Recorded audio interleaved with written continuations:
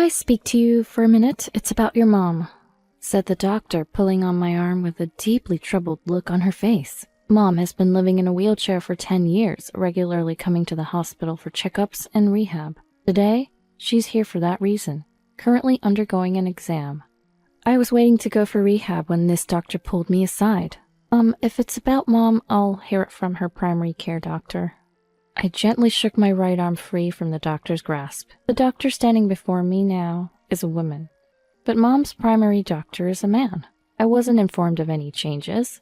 Why am I hearing about Mom from a doctor who isn't her primary doctor? With suspicion in my eyes, the female doctor in front of me impatiently wrapped her hands around mine. "There's something about your mom that I need to tell you, and only you. It's something that would be problematic if heard by her or her primary doctor." "Just to me?" I took a step towards the female doctor, who looked back at me with a serious expression. "I'm Madison, a 35-year-old single corporate employee. I work for a major company, but currently I'm working remotely for a particular reason. I've been raised in a single-parent family for as long as I can remember.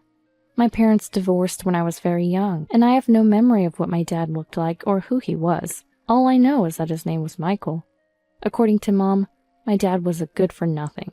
He treated Mom like a slave, and left her because he said the child was in the way, running off with a younger woman he was having an affair with. We've never been able to get in touch with him since, and Mom has disposed of all photos that had Dad in them. Because of these circumstances, there was no dispute over custody after the divorce, and Mom took me in. I can never thank Mom enough for working late into the night and raising me single-handedly. Thanks to her, I was able to go to college and even land a job at a major company. Mom poured so much love into me that I never felt lonely growing up in a single-parent home. Besides, I've never felt the desire to meet Dad. Over and over, Mom would say, "That man was truly hopeless, Madison, so think of it as if you never had a dad to begin with." When I first heard about how Dad treated Mom and his infidelity, I couldn't contain my anger towards him. So even when I saw my friends' parents together at school events, I never felt envious. Just as Mom advised, I hardly ever thought about Dad, and I started living on my own as soon as I got a job. Although my job was demanding, I was living a fulfilling life until a turning point came when I was 25. Mom was involved in a traffic accident and ended up needing a wheelchair. Having lost her ability to walk, Mom had to quit her job, and the always bright and hard-working woman I knew began to lose her smile and became depressed. Unable to move as she used to, she spiraled into depression, and despite having numerous helpers, none seemed to fit well, leaving Mom growing increasingly frail. During this time, I received several calls from Mom saying she felt lonely and wanted me to come back home, which worried me enough to return to take care of her. I decided to use my paid leave to dedicate a week to her care, hoping to return to work once Mom got better. Mom seemed relieved by my return, showing smiles after a few days, but when I mentioned I'd be returning to my own place soon, her demeanor changed drastically. "No, Madison, please, don't leave. Don't leave me alone," she cried hysterically, clinging to me. "Mom, calm down. I understand. I'll talk to my company again."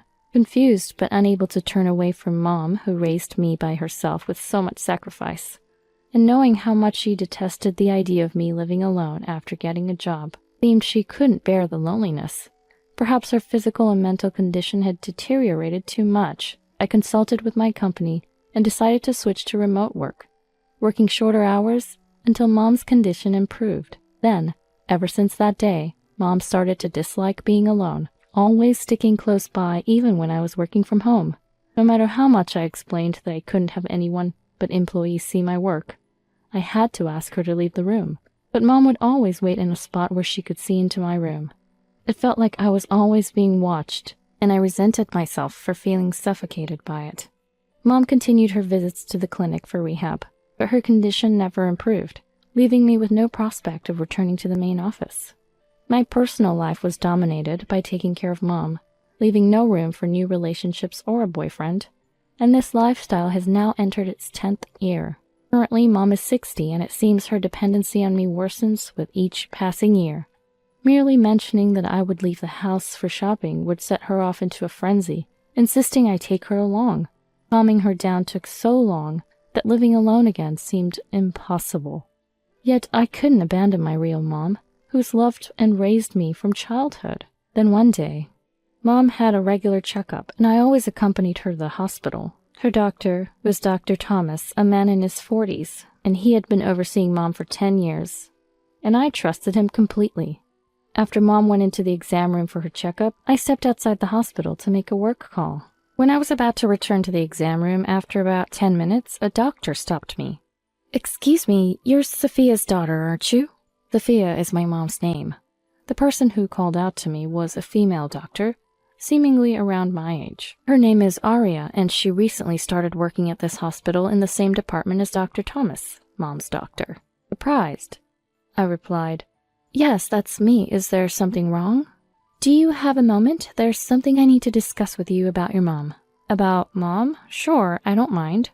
Thinking the exam wasn't over yet, I nodded in agreement. Dr. Aria seemed relieved and led me to a small private room close to the exam room, used for consultations. After being invited to sit, I took a seat across a small desk where Dr. Aria, sitting opposite of me, looked at me directly and asked, "You've moved back to your family home to take care of Sophia, right?"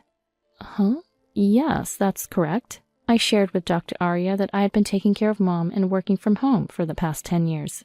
Since moving back home, I've hardly had the chance to hang out with friends, and I've never discussed this with anyone else. Dr. Aria listened quietly, nodding as I found myself venting frustrations I usually keep to myself. "I'm sorry for going on about this." "It's okay. So 10 years, huh?" She smiled kindly before suddenly becoming pensive, then looked at me seriously and began to speak. However, what reached my ears was not Dr. Aria's words, but Mom's scream. Rushing to the door in a panic, what I saw left me speechless, and then Dr. Aria slowly shook her head. "You should leave your home immediately. It's better to escape from your mom." Her straightforward statement left me speechless. Suppressing this rising anger, I thanked Dr. Aria.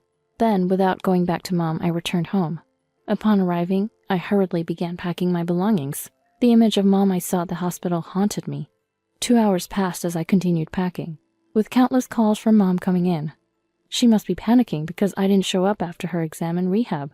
Yet I kept ignoring the persistent calls, and only answered after settling down in the evening, having finished packing. "Madison, where are you now? I've called so many times. Why didn't you answer?" As soon as the call connected, Mom started yelling at me. Normally, I would apologize immediately, but this time, "Oh, I'm at home right now," I replied indifferently. "You went home and left me behind? Why would you do that?" Mom became nearly hysterical. Dying, I said, "Look, Mom, I can't live with you anymore. That's why I'm leaving home." "What are you thinking? Without you, I can't manage to live. How am I supposed to get back from the hospital?" "Why don't you walk back? Your legs have been fine for a while now. You don't really need a wheelchair or care, do you?" As I continued, Mom let out a short scream. I could picture her shaking in turmoil. "I found out everything you've been hiding, Mom." I told Mom about what Dr. Aria shared with me and what I had witnessed myself at the hospital. According to Dr. Aria, recent exams showed no abnormalities in Mom's muscles, bones, or nerves. She speculated that it might be a psychological issue, believing she couldn't walk, which actually made it a reality. The power of belief is not to be underestimated, and she considered integrating mental health care along with physical rehab. So, she intended to suggest incorporating emotional care into the rehab process and called me for this reason. But then a woman's scream came from the direction of the exam room. Wait, was that Mom's voice? Dr. Aria and I exchanged glances and rushed to check the exam room. There was a window through which we could see Mom swatting away as if at insects. Indeed, the scream was from Mom. But why were there insects in the exam room? It seemed she'd mistaken dust for something else, picking up the motionless dust and disposing of it in the trash can. Mom did all this herself. Without using a wheelchair or a cane, she walked with light steps to dispose of it. Dr. Aria and I were dumbfounded, watching from the corner of the hallway. Peeking out, it seemed Mom hadn't noticed us at all, walking back to her wheelchair and sitting down as if nothing was amiss. Passing by where we stood, Dr. Thomas entered the exam room, approached Mom, and she placed a brown envelope in his hand. He pocketed it as if nothing unusual had happened and then wheeled Mom away to the rehab facility. "Madison, are you okay?" I was stunned, and it wasn't until Dr. Aria spoke to me softly that I realized I was still standing there. It wasn't that she couldn't walk or believed she couldn't walk. She was pretending she couldn't walk. Dr. Aria hugged my trembling shoulders and slowly shook her head. Leave home now. Escape from Mom. I had finished packing to escape from Mom following her advice. During my explanation, Mom remained silent. Eventually, a deep sigh came through the phone, and perhaps realizing she couldn't deny it any longer, Mom began to speak the truth. It's true that I was in a traffic accident and was injured badly enough to require care, but thanks to rehab, I was able to walk with a cane 2 years after the accident. Hearing this, I was shocked. Only 2 years to recover? Then what was the last 10 years for? But I knew if you found out I could walk, you'd leave me. I couldn't bear that. Mom had some selfish reasoning. I always knew Mom loved me deeply from her behavior. She kept me bound to her by making me take care of her, ensuring I couldn't go anywhere. I love you more than anyone. I was just so lonely. No matter how many times Mom said that, my heart wouldn't budge. In these 10 years, colleagues have been promoted and some got married. I gave up my career and marriage for you, Mom. I've essentially sacrificed 10 years. Why lie and make me care for you? I was in touch and I came home on my days off. Why did it have to be this way? As I confronted Mom, tears started to overflow, and I finally declared I had no intention of caregiving anymore. Then at last I said, I'm leaving home today. Don't ever contact me again. And with that, I rejected Mom. Mom was still ranting about something, but I didn't listen and hung up the call. A month later, I, having started living on my own again, was at a certain hospital. Just as I was about to leave after my checkup, a familiar figure rushed towards me. It was supposed to be Dr. Thomas, Mom's doctor. He looked more gaunt than I remembered, with an air of exhaustion emanating from him. Wondering why he was at this hospital, I was taken aback by his desperate demeanor, but reluctantly agreed to listen to what he had to say. Then he confessed that he had known about Mom's recovery from the start, and had diagnosed her as disabled in exchange for money from Mom. The envelope Mom had handed him that day apparently contained cash as well. Due to Dr. Aria's complaint, the hospital had discovered the truth, and he was fired soon after. Furthermore, he was facing imminent arrest and the revocation of his medical license for continuously forging medical documents. However, I've done nothing wrong, he insisted. Shockingly, Dr. Thomas claimed that the money was not a gift from Mom, but hush money from me. He alleged that I had planned to defraud disability pensions by making Mom appear disabled, and had coerced him into writing the necessary documents under duress. Of course, none of this was true. It was Dr. Thomas who had reached out to Mom. To think he would try to shift blame onto me now that he was facing arrest was unbelievable. What are you talking about? I did no such thing. No, it's the truth. I'll tell everything to the police without holding back. Dr. Thomas's eyes were bloodshot as he shouted, and I turned pale. There was not a single piece of evidence in Dr. Thomas's story, but proving my non-involvement with them would also be difficult.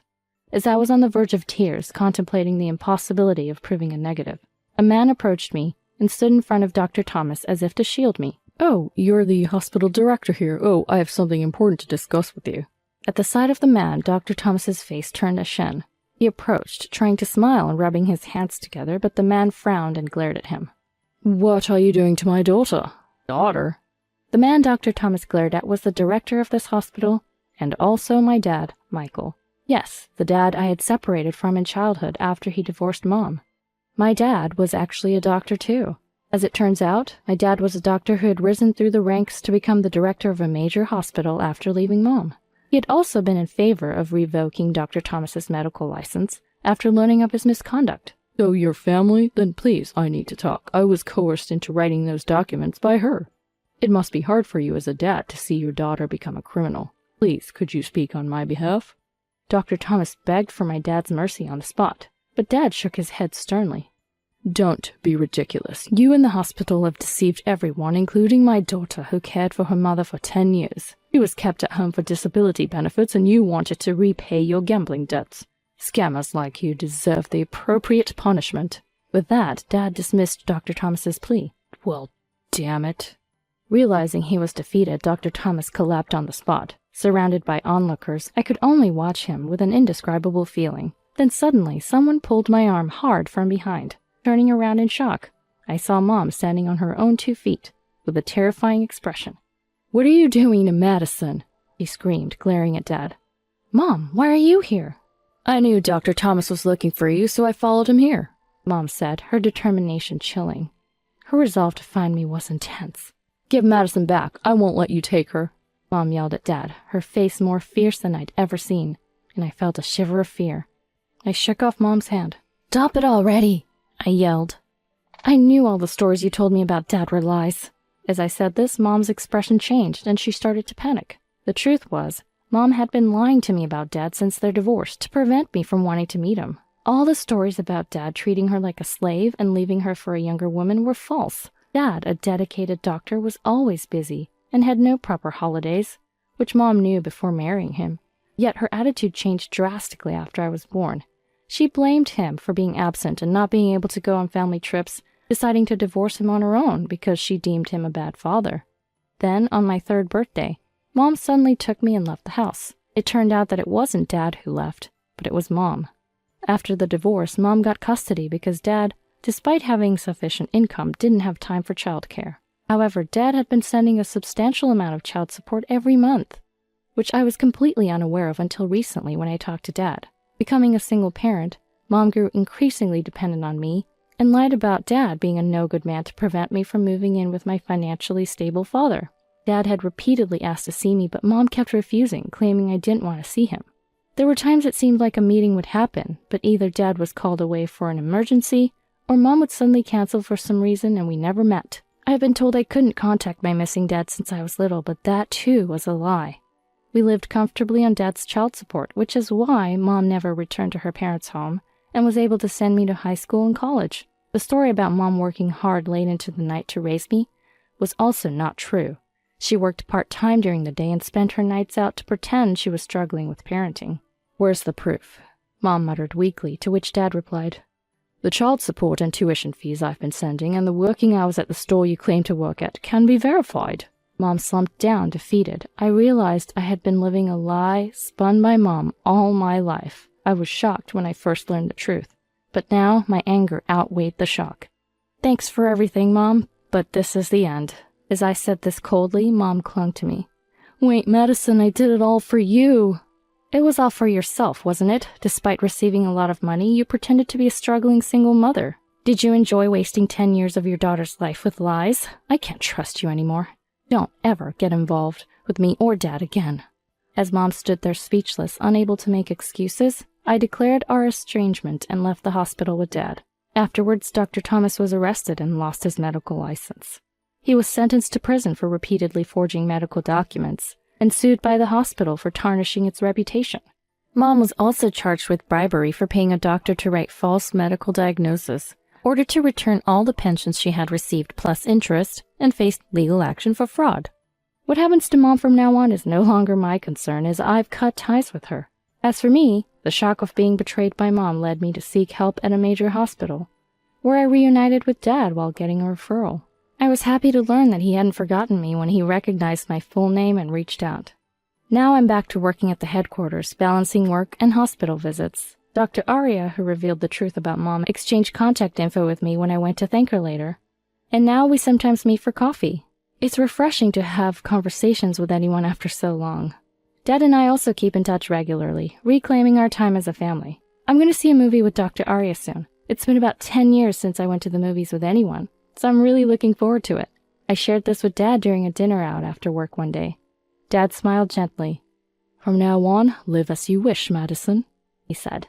I nodded deeply, determined to enjoy a fulfilling life while planning for the future.